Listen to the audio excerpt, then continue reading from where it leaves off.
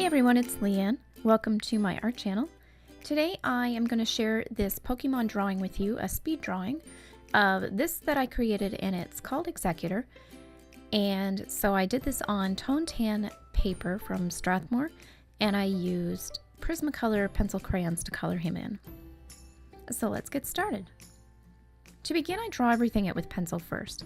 I find my lines and then I ink the pencil lines with different colored markers.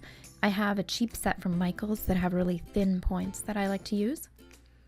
And then I erase the lines underneath once everything is dry. And then I come in with my pencil crayons. I like to do the face first. I find that if I do the face, then the rest of my drawing is easier to work on because I feel like I've already got that grounded element and everything just kind of builds around from that. So for the eyes, I like to use the Very Thin brand of Prismacolor pencil crayons. It's a harder lead. It comes to a finer point and it's easier to do more specific detail. And then for the mouth, I go back to the regular Prismacolor Premier pencil crayons. They're really creamy and they're really nice to blend. So you can really get those beautiful gradiated tones. So when I'm working on a new section, I start with white first. I like to lay down my highlights, and I have my sun point being in the top left corner. So I'm thinking about where those highlights are hitting and the brightest parts of this section that I'm coloring. And then once I have the highlights blocked in, I find it's easier to then build up from that and start modeling the area. Sometimes I'll come in and put my shadows down too before I put my midtones. Sometimes I don't. I'm more focused on the highlights.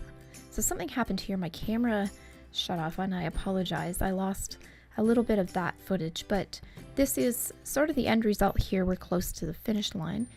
But as I was saying, I like to build up the bright colors. I really like this technique. I've seen other artists do this, and I've seen it referred to as sort of like a Lisa Frank coloring style. The colors are really bright and vibrant, and the shadows aren't necessarily always dark colors. They're vibrant colors as well, just something a little shifted on the color wheel to create that dark look.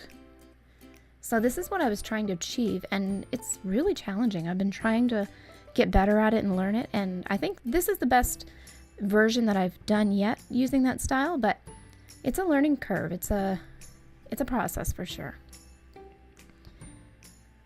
But I had a lot of fun coloring this yellow. Yellow is my favorite color, so thinking about what I could put in with yellow, like purple and pink, it's hard to wrap your brain around when you're used to thinking very linear. So it was pretty fun though. I had a lot of fun layering these in.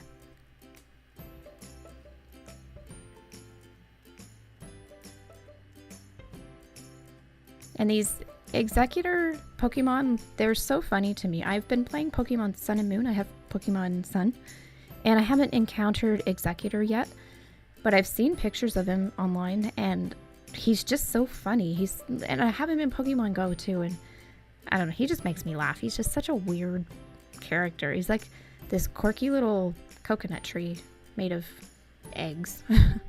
Born of eggs. I guess he's an egg tree, I guess. He's just so funny. He looks so aggressive, but like non-intimidating. And then hopefully this isn't a spoiler, but there is a bus in Pokemon Sun and Moon, and it's, I think, called the Exeggutor bus or something, or Exeggutor Express, and it's really funny. The little logo on the front of the bus is like this guy, and so I'm contemplating drawing that too. I don't know why he just makes me laugh, but he's just so funny looking. Or they, I guess. So doing the leaves was really fun because I got to really experiment with different greens, and the shadows were where I really got a chance to play with the color and bring in some sort of not typical shadow colors for this color set. So the highlights were really bright yellows and lime greens and whites. And so I had those all on the top parts of these really broad leaves. And then on the underside, especially near where their heads are, I needed to make those shadows sort of echo what colors I used in the head drawings as well. So like purples, and they got more blue and more of a cooler tone underneath.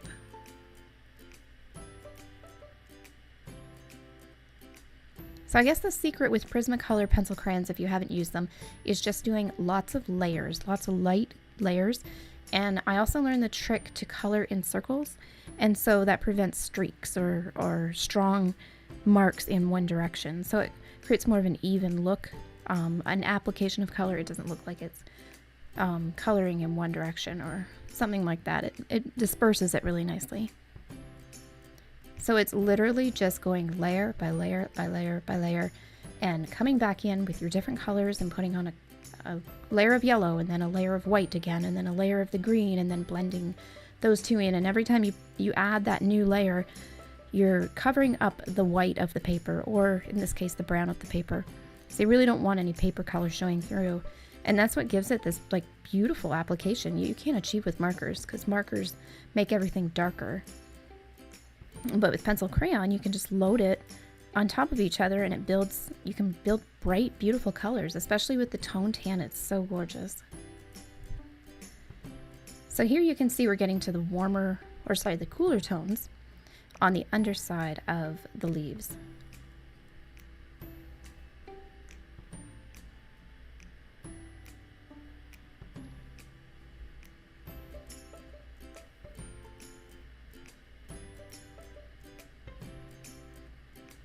And at the very base, I'm bringing in that purple that I used on the shadows of the heads.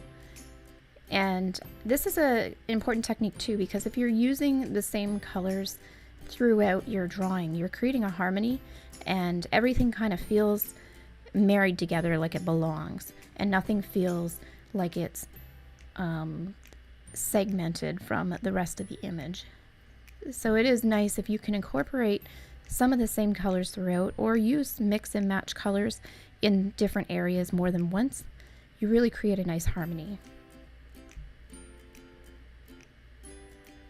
So that's what I did with the purple, especially just bringing that in. So now it's time for the body. I don't like coloring brown, and I tried to be really creative with the brown. I guess here I'm doing his toenails first. I just did white and then this kind of caramelly gray. And so here I'm going to pick out my brown colors, because this I feel is really challenging for me still. And it's hard because brown is brown, but it's hard to dress it up, I guess. Unless you go totally like sideways on the spectrum, which I didn't want to do. I still wanted him to read his Exeggutor and kind of be true to the color base. So again, I'm bringing in that green and the yellows from his hair, or his little leaves, and his face as well. And that helps create that harmony.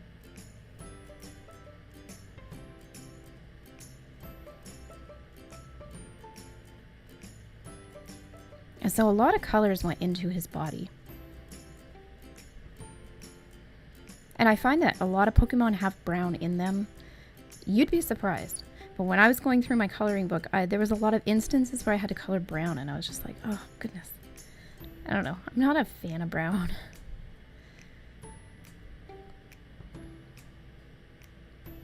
And so it took me a while to sort this out. But these are the colors that I landed with. So I laid down my highlights first, and then came in with my shadows. I wanted every section or every joint of his body area to feel like it was individual and kind of curved in at the lines and felt puffy.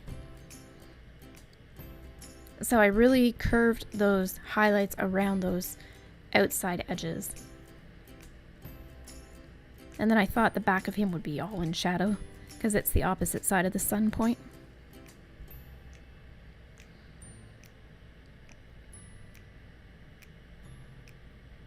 And here I started using white as my highlight, but I ended up coloring over most of it. I just wanted to stay more true to the brown side.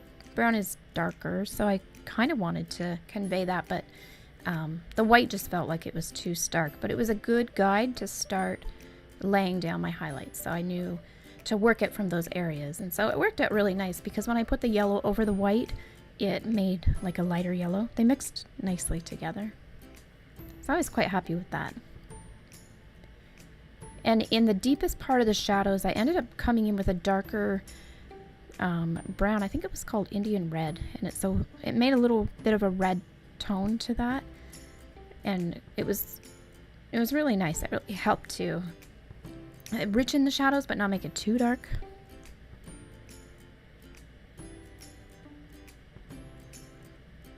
But I find with the white, it's hard to color over. You really have to go over it many times, many layers. There's just something about that white pencil crayon. It just does not want to forgive very much.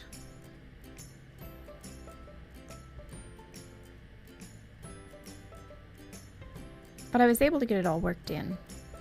Just doing lots of layers.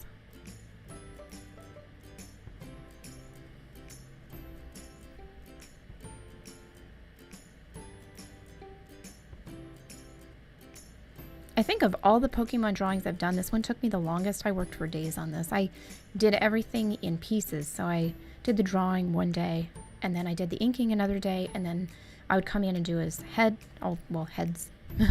Like multiple heads. I did the heads on one day, and then I did the leaves, his hair, on another day. And then I did his body all in one evening. That was a long evening, though. That took a few hours. Usually, my timing on Pokemon is 3 hours, from drawing to coloring to finishing on the previous ones I've done. But this one was probably close to double to triple that. So 6 to 9 hours, I'd say. But I spent a lot of time just thinking about the colors and laying down those multiple colors within one application. So I really wanted to brighten this and make it lively and interesting, I guess, with the different colors.